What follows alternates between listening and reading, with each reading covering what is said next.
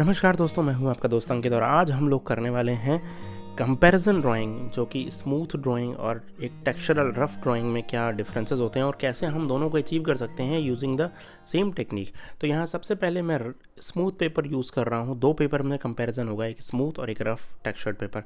तो ये पहला पेपर है जो कि स्मूथ पेपर है, which actually required for the realistic drawing. यहाँ पे मैं चारकोल पेंसिल यूज़ कर रहा हूँ। जो पेपर यूज़ कर रहा हूँ वो है smooth paper, Bristol smooth paper.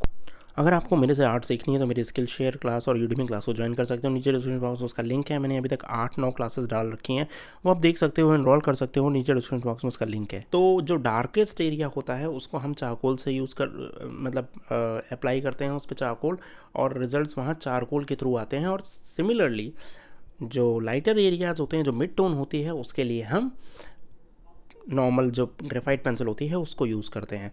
तो पहले आप देखोगे कि मैं डार्केस्ट एरिया के लिए चारकोल पेंसिल यूज़ कर रहा हूँ। आप किसी भी ब्रांड की चारकोल पेंसिल को यूज़ कर सकते हो। ध्यान ये रखना है कि सॉफ्ट होनी चाहिए वो चारकोल पेंसिल।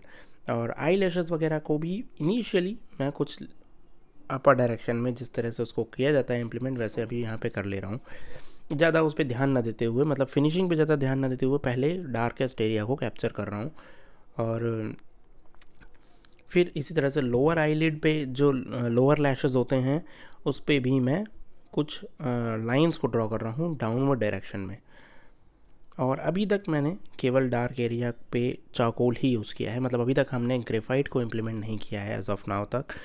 आगे अभी इसमें हम करेंगे। तो आईब्रोज़ में भी आप देख सकते हो सेम वही टेक्निक मैं यूज़ कर रहा हूँ। I am just using the same charcoal pencil और लाइंस के फॉर्म में आईब्रोज़ को फिनिश कर रहा हूँ।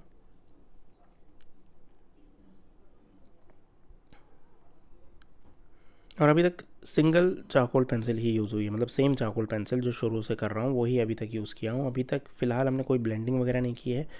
अभी हम उस पर भी बात करेंगे। और यहाँ तक इसको फिनिश कर लेने के बाद अब बात आती है ब्रश को इम्प्लीमेंट करने की और ब्लेंड करने की, जो अभी मैं बात कर रहा था। क्योंकि चारकोल पेंसिल है और पेपर जो है स्मूथ है, तो जो ब्लेंडिंग होगी, जो स्मजिंग होगी, वो काफ़ी लिमिटेड होगी, मतलब बैलेंस्ड होती है। यही अंतर है रफ़ और स्मूथ पेपर में। जो स्मूथ पेपर में ब्लेंडिंग होती है उसमें आपको एफर्ट लगाना पड़ता है, मतलब इसको ब्लेंड करने के लिए अपने आप से। ऐसा नहीं है कि जैसे नॉर्मल रफ पेपर पे क्या होता है, ज़रा सा ब्रश लगाओगे तो पूरा का पूरा फैल जाएगा। बट यहाँ पे क्योंकि उसके ऊपर टेक्सचर नहीं है, उसके ऊपर टीथ नहीं है, तो ब्लेंड होना इतना ईजी नहीं होता है। मतलब ईजी तो ब्लेंड होता है, लेकिन जो लिमिटेड होता है, बहुत अदर एरियाज़ में नहीं चला जाएगा। सिमिलरली अब मैं यहाँ पे देखो एक नॉर्मल ग्रेफाइट पेंसिल को अब मैंने इम्प्लीमेंट करना शुरू किया है, और जो मिड टोन वाले एरियाज़ हैं वहाँ पे मैं सर्कुलिज्म टेक्निक, सर्कल्स क्रिएट करते हुए एरिया को फिल करते हुए चल रहा हूँ। ज़्यादा दिमाग नहीं है इसमें भी, बस सिंपल है कि आप सर्कल्स क्रिएट करते जाओ और एरिया को फिल करते जाओ। एंड देन आप फिंगर्स को यूज़ कर सकते हो। बहुत इंपॉर्टेंट पॉइंट है, फिंगर्स या फिर टिश्यू पेपर को यूज़ करोगे तो देखो इस तरीके से बिल्कुल ब्लेंड हो जाएगा, बिल्कुल स्मूथली ब्लेंड हो जाएगा। और यही चीज़ यहाँ समझने वाली है कि टूल्स ज़रूरी नहीं है कि आपके पास सारे टूल्स हों। अगर आपके पास अपनी स्किल्स हैं तो भी आप उसको अचीव कर सकते हो। अब मैं सेकेंड लेयर ऑप्ट कर रहा हूँ ग्रेफाइट पेंसिल पे। तो एक चीज़ ध्यान रखना हमेशा, जब भी चारकोल और ग्रेफाइट यूज़ करते हो तो पहले चारकोल यूज़ करनी है, देन ग्रेफाइट यूज़ करनी है। इस चीज़ का हमेशा ध्यान रखिएगा, क्योंकि यही गलती हैं जो अक्सर होती हैं इस तरह की ड्राइंग्स में। और देखो किस तरह से स्ट्रोक्स जनरेट करने हैं। जब सेकंड लेयर थर्ड लेयर पे हम हैं तो भी मैं ये नहीं कर रहा हूँ कि कुछ भी कर देना है। बराबर बैलेंस बना के ग्रेफाइट को यूज़ करो, क्योंकि सब कुछ ब्लेंड होना है, लेकिन फिर भी you have to have patience into that. और उसके बाद पेशेंस के साथ आपको उसको करना है ताकि वो मैक्सिमम ब्लेंड हो सके, ताकि आपको अच्छे से एकदम रियलिस्टिक वाले रिजल्ट्स मिल जाएं। तो यहाँ पे आप देख रहे हो, जब मैं ब्रश को इम्प्लीमेंट कर रहा हूँ, जब मैं ब्लेंड कर रहा हूँ, तो काफ़ी अच्छे से ब्लेंड हो जा रहा है ये। और ये बहुत ज़्यादा स्मूथ पेपर होने से ये फ़ायदे आपको मिल जाते हैं, जो कि नॉर्मली पेपर्स में आपको नहीं मिलते हैं। तो जैसा कि मैं आपको बता रहा था कि ड्राइंग जो है वो एक कांस्टेंट लर्निंग प्रोसेस है। ऐसा इसको नहीं समझ सकते कि ये जैसे एक दिन का खेल है, या आपने आज शुरू किया और आपने एक महीने में सब कुछ सीख लिया, ऐसा नहीं होता। You have to be patience. उसमें पेशेंस होना चाहिए आपके पास। थोड़ा सा आप कोशिश करिए कि चीज़ों को ऑब्ज़र्व कीजिए। जितना अच्छा ऑब्जर्वेशन होगा एक आर्टिस्ट का, उतना ही बेहतर ढंग से वो ड्रॉ कर पाएगा।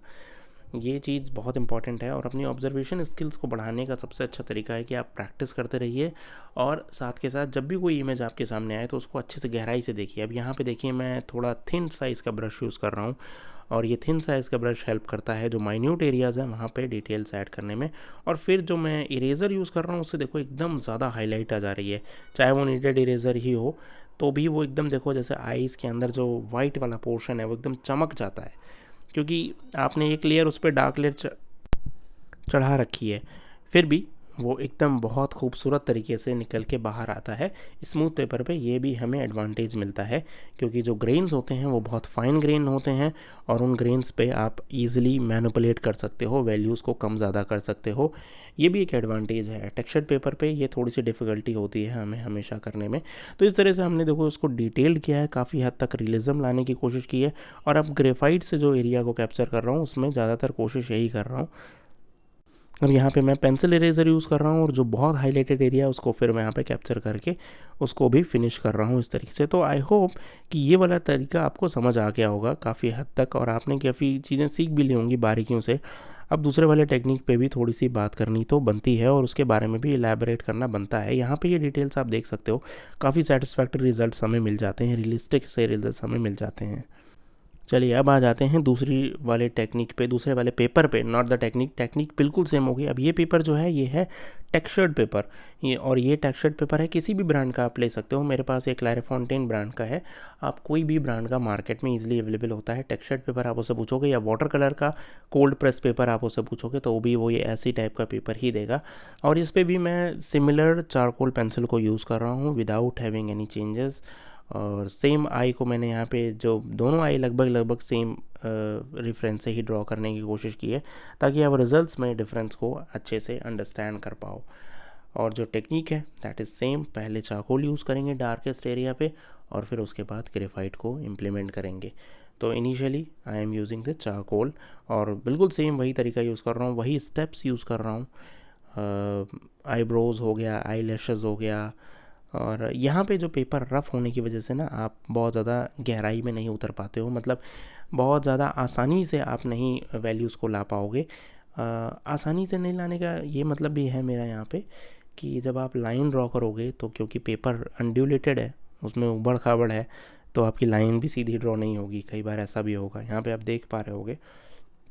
लेकिन जब रिज़ल्ट्स आता है तो वो बहुत खूबसूरत आता है। तो दोनों की अपनी अपनी ब्यूटी है, अपनी अपनी जगह पे दोनों की खूबसूरती है।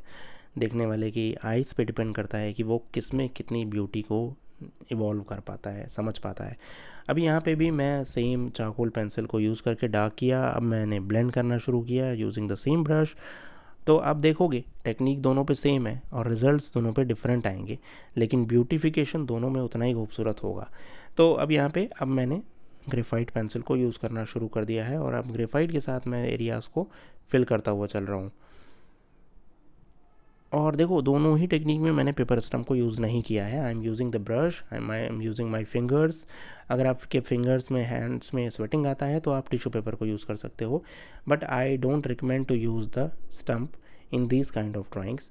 रादर अगर आपको कुछ बहुत आर्टिस्टिक सा ड्रॉ करना है जिसमें आपको ज़्यादा फ़र्क नहीं पड़ता, तो सिमिलर तरीके से इसको मैंने फिनिश किया है जैसे मैंने उसको किया था, इसी तरह से मैंने उसको डार्क किया। और यहाँ पे अब मैं इरेज़र यूज़ किया हूँ तो इस तरह से वैल्यूज़ भी देखो कितनी खूबसूरती से निकल के आई हैं। लेकिन जो टेक्सचर है ना वो एक अलग गेम प्ले कर रहा है।